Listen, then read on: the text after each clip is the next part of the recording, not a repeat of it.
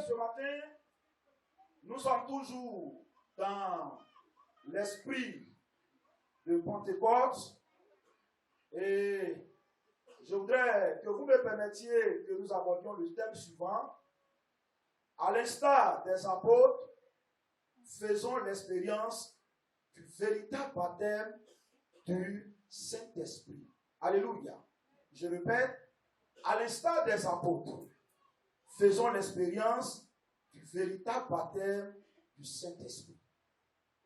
Voyez-vous, chers bien-aimés, chère Église, vous qui nous suivez en ligne, souvent on se félicite quand on est baptisé dans le Saint-Esprit et qu'on parle la langue. On est heureux. Nous disons que nous sommes bénis. On se dit même que nous sommes sur une bonne voie, que nous glorifions Dieu. Mais écoutez, dans un village, s'il y a quelqu'un qui est fort, il peut se croire le plus fort. Mais tant qu'il ne s'est pas encore mesuré à quelqu'un d'autre, tant qu'il n'a pas comparé sa force à un modèle qu'il a devancé, il ne peut pas être sûr de sa déclaration. Nous disons que nous avons expérimenté le baptême dans le Saint-Esprit, que nous sommes dans le frère. Mais prenons un temps et lisons tout le livre des Actes des Apôtres. Et bien aimé, tirons une conclusion en nous posant la question, est-ce que le baptême dans le Saint-Esprit que j'ai reçu, il est l'authentique? Est-ce que mon parler en langue est efficace? Pourquoi? Parce que quand les apôtres ont reçu en Acte 2 le baptême dans le Saint-Esprit, quand ce vent a soufflé et que les lampes de feu se sont posées sur eux, ils ont non seulement parlé en langue, mais dans la suite de leur vie, de leur service pour le Seigneur, il y a eu des résultats. Alléluia. Il y a eu des hommes qui ont gagné des âmes. Il y a eu des hommes qui ont chassé les démons. Il y a eu des hommes qui ont prié et les malades ont été guéris. Mais pourquoi à notre temps, nous disons que nous avons le Saint-Esprit, que nous parlons en langue, on fait nos réunions, on parle de nouvelles langues, on est heureux, nous sommes édifiés. Mais faisons un bilan. Quel est le résultat que le bon baptême dans le Saint-Esprit a produit? Alléluia. Moi-même qui vous parle, je suis le premier à m'interroger. Des fois, je demande au Seigneur, mais Seigneur, la Bible dit que tu es le même hier, aujourd'hui et éternellement. Mais comment à notre temps, on organise des moments de veillée, on gêne, on prie. Et quand on finit, on va même prier, même pour simple diaboyo. Rien. On prie pour mal de tête. Rien. C'est tellement décevant, on est tellement malheureux que souvent, même quand il y a des cas compliqués de maladie, on n'ose pas imposer la main. Parce qu'on se dit quoi? C'est les mêmes choses qui vont arriver. Alléluia. Bien-aimé, serviteur de Dieu, servant de Dieu. Toi qui m'écoutes, j'aimerais que tu réfléchisses assez sur ces questions que je suis en train de soulever au passage. Il y a quoi de différent entre Pierre, Paul, les autres et nous? Ne sommes-nous pas de la même nature? Mais comment est-ce qu'ils sont parvenus à démontrer des grandes choses avec le Seigneur étant baptisés dans le Saint-Esprit? Alors le baptême dans le Saint-Esprit, c'est quoi? C'est un revêtement de puissance de l'Esprit de Dieu en vue de témoigner de Christ. Alléluia. Le baptême dans le Saint-Esprit aussi, c'est l'infusion de l'Esprit Saint sur le croyant pour qu'il puisse agir, pratiquer la mission. On ne reçoit pas le baptême dans le Saint-Esprit seulement pour une joie personnelle. Quand le Saint-Esprit descend sur nous, c'est pour un but. Quand on finit de parler en langue, on doit se mettre à la mission, en mission. Se mettre à témoigner. Alléluia. On peut être baptisé dans le Saint-Esprit sans être converti. Je le répète. Alléluia. C'est ainsi que vous verrez certaines personnes, elles vont prier. Dieu peut guérir les gens. Mais quand vous regardez leur vie, là, ce n'est pas une vie qui glorifie le Seigneur. Alléluia. Ils n'ont pas encore expérimenté la nouvelle naissance. Une chose est d'être revêtu de la puissance de l'Esprit, mais Mais la meilleure, la norme sur laquelle j'insiste toujours, c'est la dynamique intérieure. Alléluia. Le changement intérieur. C'est une erreur aussi d'être transformé, d'être né de nouveau, d'être converti et ne pas être revêtu de la puissance d'en haut. Alléluia. Monsieur, madame, on apprécie ton attitude. Tu as un langage chrétien. Tu connais la Bible. Tu es en paix avec les gens. Tu ne fais pas papato. Tu vis dans la sanctification. Mais qu'en est-il des gains des âmes? Qu'en est-il de la puissance de l'esprit qui doit te revêtir? Nous sommes en Jean 20. Jésus souffle sur ses disciples. Il dit, recevez mon esprit. À celui à qui vous pardonnerez, il leur sera pardonné leur péché. Mais en Actes 1, verset 4, il leur a dit, restez à Jérusalem. Attendez ce que le Père a promis. Jean a baptisé d'eau. Mais vous, dans peu de temps, vous serez baptisés de l'Esprit de Dieu. Une chose est d'être converti, mais l'autre, pour être efficace dans le service de Dieu, il faut être revêtu de l'onction de Dieu. Alléluia. Alors, comment se présente le véritable baptême dans le Saint-Esprit? Je précise encore que le signe qui nous permet de dire qu'une personne est baptisée dans le Saint-Esprit, c'est le parler en langue. Alléluia. C'est pourquoi ne nous méprenons pas en disant non, moi Dieu travaille avec moi. Hein. Il me révèle des choses quand je dors comme ça. Là. Oh, c'est des sons de qui me révèlent, ça tombe juste. L'homme, son esprit même là, même qui n'a pas connu Jésus, il rêve. Alléluia. Il rêve. Ce qui nous permettra de dire que tu es vraiment baptisé dans le Saint-Esprit, tu as expérimenté le baptême du Saint-Esprit, c'est le parler en d'autres langues, des langues surnaturelles. J'allais dire des langues nouvelles. Alléluia. Ce n'est pas pour nous décourager. Nous qui aspirons au baptême dans le Saint-Esprit, c'est possible. C'est possible. Alléluia. Donc, chaque fois que le Saint-Esprit est descendu sur les gens, que ce soit en Actes chapitre 2, que ce soit à chapitre 10, je connais, que ce soit sur les Éphésiens, à chapitre 19, et ainsi de suite, automatiquement les gens parlaient en langue. Prenez la Bible et vérifiez ce que je suis en train d'avancer. Alléluia. Donc, mon frère, ma soeur, je sais que tu aimes Dieu, mais il ne faut pas te contenter des songes que tu fais pour dire que non, l'Esprit de Dieu là, il t'a déjà revêtu. Il n'y a pas Dieu qui est au village, il n'a pas connu le Seigneur, mais il fait de bons rêves. Son intuition humaine là, fait que quand les choses vont arriver, il ressent ça. Alléluia. Même regardez, pour ouvrir la parenthèse, nos parents, nos vieux parents. Moi j'ai fait un peu le village, s'il sent qu'il est sur le point de mourir, vous allez voir que souvent, il prend la peine de réunir ses enfants. Et puis, il commence à parler d'une manière avec eux. Souvent, il fait le tour du village pour saluer les personnes clés de la famille et de la société. Et puis, quelques jours après, on apprend qu'il est mort.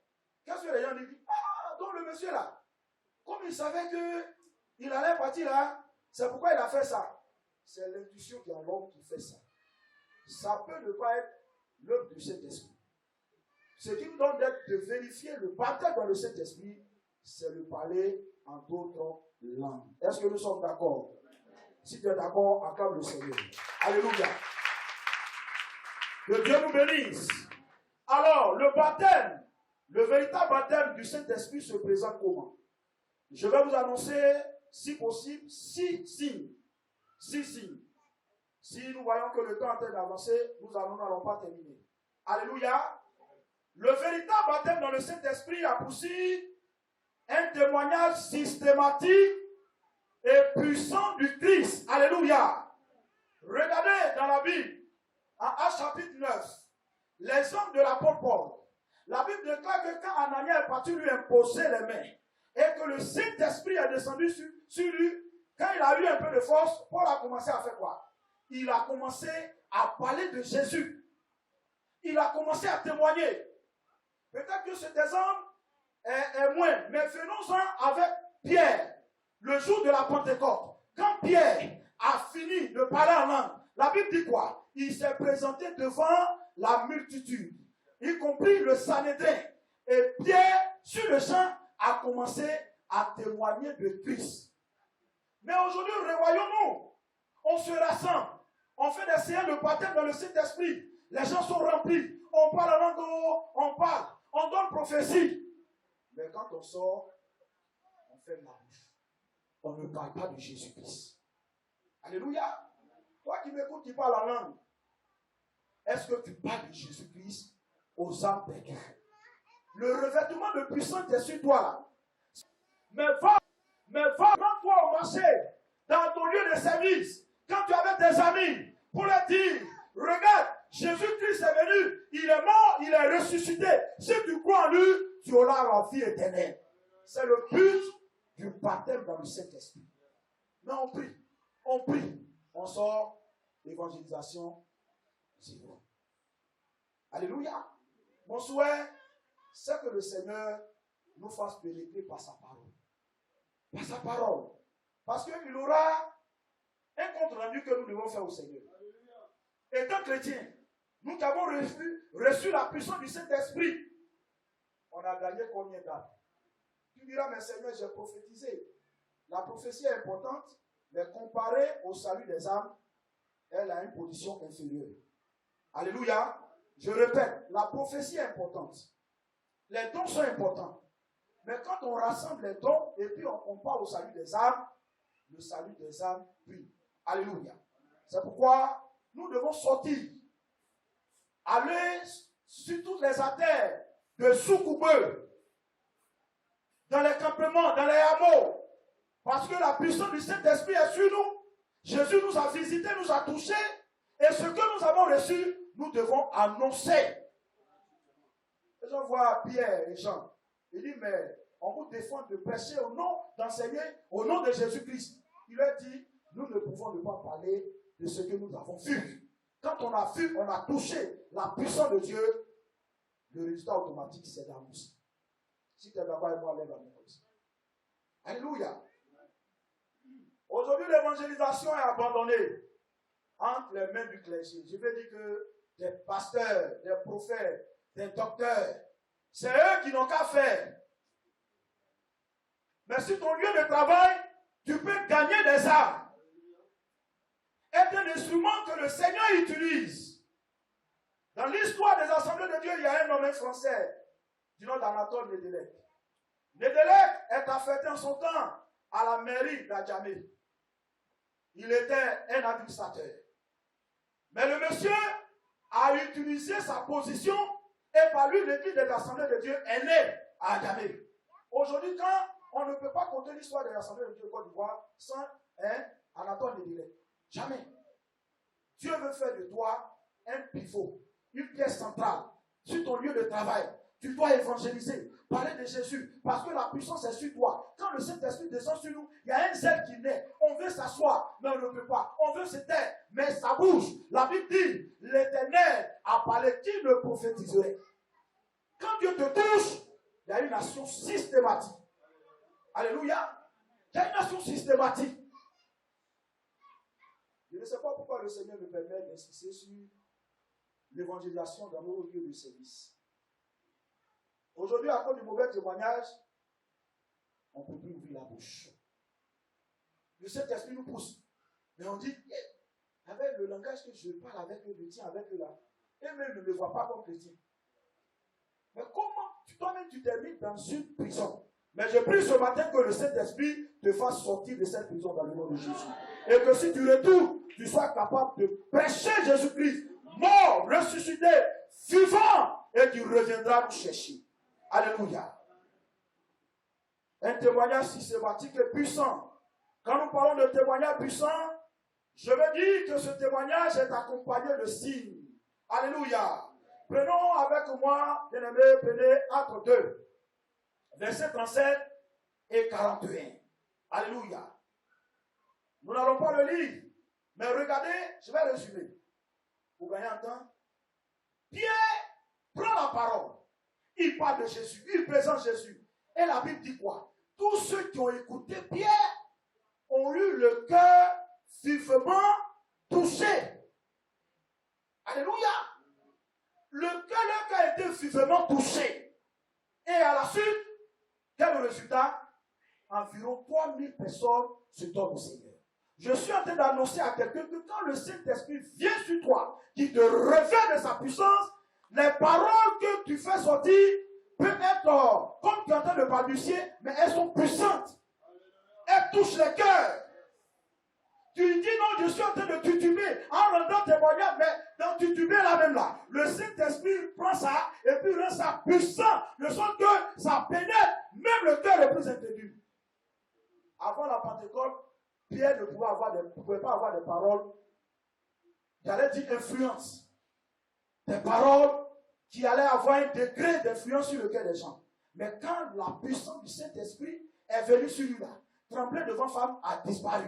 Avoir peur du Sanhédrin a disparu. Il se met là et devant la multitude, il témoigne de Jésus-Christ. Et la Bible dit, ceux qui l'ont écouté, Jésus sur le verset 37, ils ont eu le cœur vivement touché. Frère, par ta parole, le cœur de ton patron peut être vivement touché par la puissance du Saint-Esprit. Le cœur de ton ami, de ton camarade qui se moque de Dieu, qui piétine l'authenticité de la Bible, peut être vivement touché. Quand le Saint-Esprit vient sur nous, nous ne sommes plus les mêmes. Non, il y a un changement. Ce qui était naturel devient de plus en plus surnaturel. Nos paroles ont un poids, nos paroles ont un effet, nos paroles ont une influence, nos paroles provoquent une transformation. Pierre a parlé, le pauvre Pierre qui tremblait devant la femme, qui a régné Jésus. Il était comme un poltron, on pourrait le dire. Comme toi aussi, tu te dis, je ne suis pas parmi les meilleurs. Je n'arriverai jamais. Je ne pourrai jamais parler de Jésus. Mais je te dis, si ce matin, Dieu est en train de te dire que tu peux, si tu te laisses revêtir par la puissance, par l'onction, car la puissance du Saint-Esprit vient sur nous, nos paroles atteignent le but. Celui de glorifier Jésus-Christ de Nazareth. Jésus-Christ de Nazareth. Jésus-Christ de Nazareth, le Fils de Dieu, l'homme parfait, le juste. Oh, regarde, la femme, l'Héroïde peut dire à son mari, il dit que Jésus était parfait, mais il est mort à cause de nos péchés. Allons l'annoncer sous la puissance de l'Esprit de Dieu à ceux qui périssent. Il peut être dans son baptême. Il peut être dans son maraboutage. Il peut être un mystique, même le plus élevé. Mais regarde, comme ce n'est pas moi qui agis, et que c'est la puissance du Saint-Esprit qui travaille sur ma vie, quand je me prends devant lui, je le fixe, je relâche une parole. Oh, son cœur est touché. Et il accepte Jésus-Christ, sa condition est transformée. Ne te décourage pas. Tu as un choix de Dieu. Dis à quelqu'un, je suis le choix de Dieu. Alléluia. Il n'y a pas eu que Pierre. Il y a même eu un diacre, Philippe. Alléluia. Le chapitre 8, verset 6 à 13. Philippe, dans la grande persécution, arrive en Samarie. Il arrive là-bas. Chez nous, on dit que quand le père n'est pas au village, vous voyez la brebis ou bien le mouton, on voit que c'est pas là. Vraiment, c'est vraiment en forme. Mais quand le bœuf se présente, c'est comme quand l'original n'est pas là. La photocopie, on peut la préférer. On peut la prendre. Mais une fois que l'original se présente, photocopie. Merci. Allez, derrière. Et il y avait un certain Bar Jésus, un magicien. La Bible dit que par ses actes, il étonnait tous ceux qui le voyaient. Mais il y a un temps pour toutes choses. Et la persécution a démarré dans Jérusalem. Les chrétiens vont ça et là. Et Philippe, le Saint-Esprit, la voit en Samarie. Il arrive. Et il y a ce Jésus. Par Jésus plutôt qui est là. Et Philippe a commencé à annoncer Jésus. Quand il a annoncé Jésus, bien aimé, il ne s'est pas arrêté là. Il y a l'évangile théorique et l'évangile pratique. Quand je dis Jésus guérit, quand je me mets à l'action, j'impose à un malade. Bien aimé, l'évangile qui était théorique, qui a été déclaré, devient un fait. Et quand, par Philippe, le Saint-Esprit a commencé à produire des miracles de guérison, les démons qui sortent des gens, le Bar Jésus même qui étonnait les gens, lui-même il a sorti, il est étonné. Tu comprends? Il est étonné. À telle enseigne qui donne sa vie à Jésus. Vous comprenez? L'évangile systématique est puissant. Il est puissant par les actes qu'il démontre. Jésus guérit. Croyons qu'il guérit quand on impose, mais il va avoir un résultat dans le nom de Jésus. Ne soyons pas des hommes qui vont en bataille, en victime. Voilà. Il dit non, résigné. Merci, l'expression. Non, nous-mêmes, on sait que c'est le même mot. Même la dernière fois qu'on a fait Jeune Esther, on était comme c'était presque mort. Avec toute puissance là. On a prié pour série, il n'y a rien eu. C'est pas lui qui est là. Alléluia. C'est un nom, je dis comme ça pour que nous comprenions. Il n'y a rien eu. Avec, on dit cancer, façon là, cancer de toi-même. C'est ça, on n'a qu'à prier. Non, tu n'as même pas à avoir peur du cancer. Celui qui est en toi là, il est plus fort que celui qui est en toi. Tu comprends? Il y a un géant en toi. Il y a la puissance du Saint-Esprit en toi. Et dit de Bethel, si toi et moi, chacun de nous s'engage, 3000 places là même là. On va augmenter, on va remplir ça même vite. Alléluia. Moi, je suis de ceux qui croient encore au miracle. Est-ce que tu le crois? Est-ce que tu le crois? Est-ce que tu crois que Jésus guérit encore? Est-ce que tu crois qu'il reçoit encore les vies? Est-ce que tu crois qu'au nom de Jésus, on continue de chasser les démons? Bien-aimé, acclame le nom de Jésus. Le témoignage systématique et puissant du Christ consiste non seulement à présenter théoriquement Jésus, mais aussi à présenter de façon pratique ce Jésus-là. Alléluia. Pierre a réussi, Philippe également, et bien d'autres. Alors, le deuxième signe du baptême du Saint-Esprit, du véritable baptême du Saint-Esprit, c'est le miracle extraordinaire. Alléluia. Quelqu'un dit avec moi miracle extraordinaire. Je vais t'entendre dire miracle extraordinaire. Prenons vos Bibles, on va lire ensemble cette fois-ci. On est dans Actes seulement, on ne va pas sortir de ce livre. Si vous lisez le livre des apôtres, non, ça va créer un changement dans votre relation avec Dieu, avec le Saint-Esprit. Alléluia. Actes chapitre 19, verset 11 à 12. Regardez cette déclaration, si une personne trouve, elle peut lire avant moi. Qui n'aura pas chanté au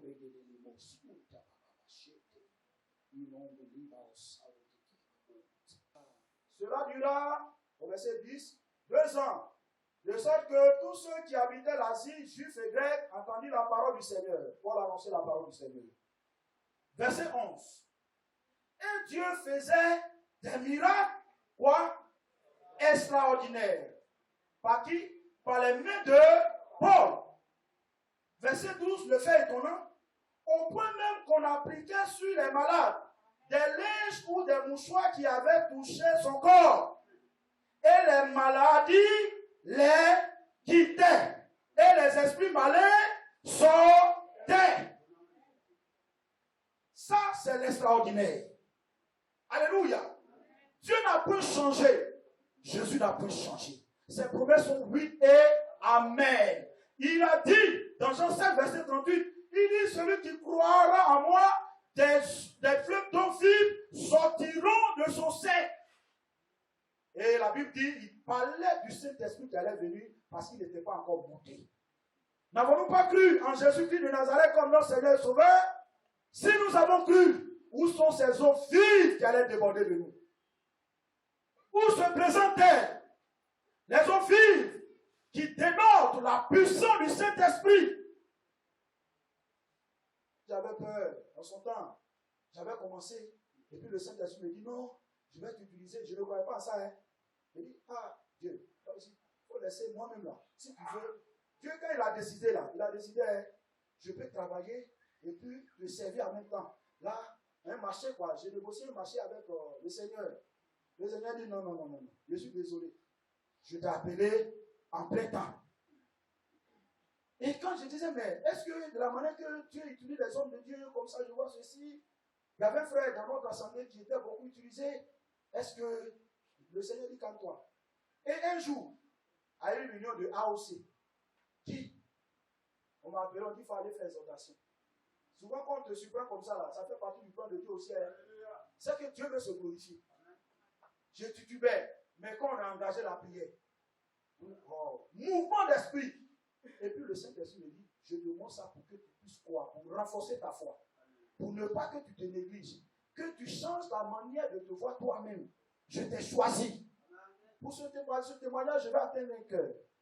Le cœur d'une femme, le cœur d'un homme, d'un jeune, qui se néglige, qui se dit, est-ce que moi je parviendrai? Je ne suis pas digne, je ne peux pas. Mais laisse-moi te dire au passage, Dieu ne choisit pas les méritants. Il ne choisit pas ceux qui sont sûrs de leur politique, de leur force. Mais ils utilisent les choses vives pour confondre les forces. C'est qu'on ne considère pas. Pour dire, regardez, vous mettez votre confiance en toi. Moi, c'est lui là que j'ai choisi pour me glorifier. Alléluia. Toi qui as été choisi, comprends une chose. Toi donc, le cœur est rempli d'orgueil. Quand Dieu nous appelle, il a un traitement amer. Il ne met pas d'anesthésie dedans. Quand il te prend là, lui-même il t'écrase. Il t'écrase, il te traite de façon humiliante. Il te rabaisse. Tout ceci, quand les gens vont voir ta condition d'un homme ou d'une femme humiliée, le même Dieu te ramasse. Il te reconstitue, morceau par morceau. Il te bâtit. Et quand il te présente, son nom est glorifié, il y a des miracles extraordinaires. Jésus aurait pu aller dans le Sanhédrin pour dire, mais d'après le mot de l'évangéliste Renard Bocquet, donnez-moi vos meilleurs étudiants. Ceux qui maîtrisent la Torah, qui maîtrisent les prophéties. Et moi, je vais travailler avec eux. Là, il s'en va. Il prend un homme, Pierre, un homme fougueux, un saint pécheur. Il prend les Luc, il prend les Matthieu, des hommes qui ont une vie avec les publicains. Et les hommes, le plus étonnant, Judas, Jésus. Souvent, on ne comprend pas Dieu. On ne comprend pas Dieu. C'est pourquoi aujourd'hui, si tu vois quelqu'un, il ne faut pas cracher sur lui. Tu ne sais pas ce que Dieu va faire de lui demain. Alléluia. Tu ne sais pas. Dans le lot des 12, il y a un grand voleur, un traître à la base. Jésus a choisi. Il les envoie. Il les envoie des amis. Et tenez-vous bien. Il leur donne le pouvoir de guérir les malades, de chasser les démons. Judas est dedans. Ils sont allés. Est-ce qu'il n'y a pas eu résultat? Il y a eu résultat. Je suis en train de te dire que même si tu te négliges, déjà c'est bon. Ça veut dire que toi-même là, tu ne peux pas faire les choses de toi-même ta propre force. Hein? Reconnais ça. Mais en même temps, il faut chercher la force de Dieu. La force de Dieu. Alléluia. Si je ne me trompe, en Acte 10, verset 38, Pierre rendra ce témoignage, de Jésus. Il dit comment vous avez su comment Dieu a oint Jésus-Christ de Nazareth de l'esprit et de force, allant de lieu en lieu, guérissant les malades, chassant les démons et faisant du bien. Quand la puissance du Saint-Esprit est sur nous, nous faisons du bien aux autres. Alléluia. Que le Seigneur bénisse. Le véritable baptême du Saint-Esprit. Le véritable baptême du Saint-Esprit. Des miracles extraordinaires. À chapitre 5, verset 12, 14 à 15. À chapitre 5, verset 12, 14 à 15, il s'agit de Pierre. Pierre est un homme. Et les gens se convertissaient à tel enseigne que même pour les toucher, c'est difficile. Mais qu'est-ce que les gens viennent, ils envoient les malades, ils disent, là, si Pierre passe et que son